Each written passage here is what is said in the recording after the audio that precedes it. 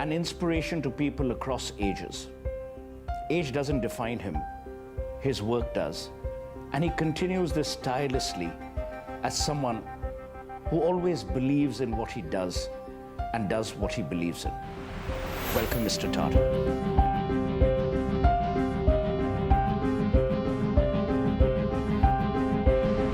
I was born in Bombay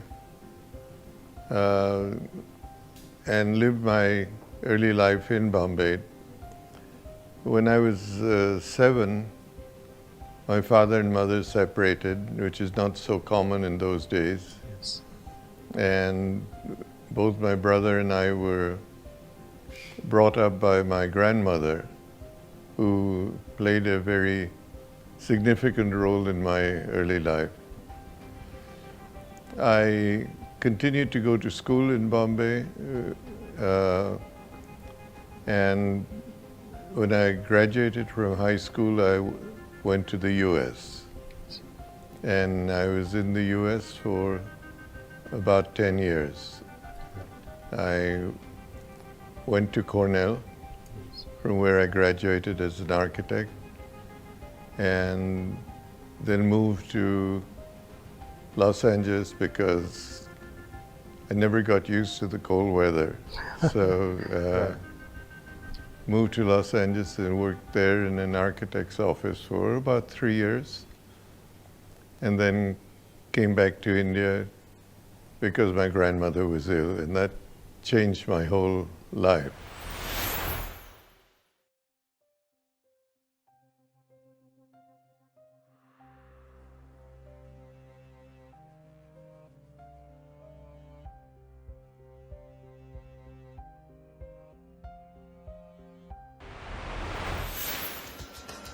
समूह की rebranding की पहल और भारत के बाजारों का उदारीकरण शुरू होने पर रतन टाटा ने एक बड़ा अहम कदम उठाया।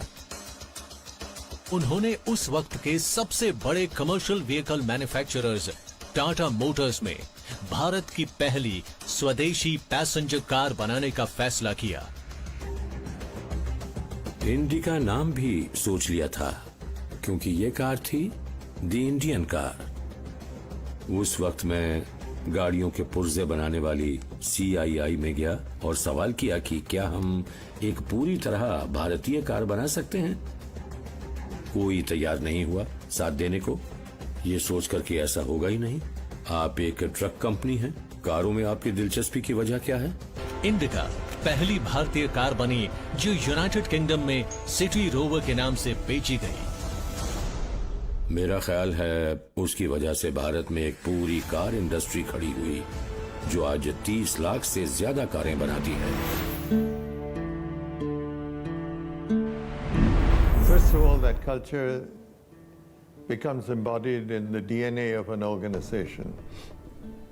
It's set off by the early leaders, the founder in our case, who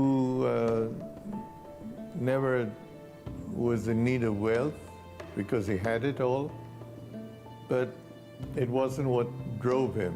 Of giving India its own independence in steel or power or the hospitality area, but what gave him the pride that he had made India self-sufficient. Somehow that prevailed through the years, through his sons, and then through Jaguar Tata for 50 years or so, where Jaguar would stand in a line rather than jump Beat a the queue. Yeah. Where he would give way to a customer first and not him. And that humility, I think, became embodied in what all the leaders of Tata companies had done. And we should protect that ferociously.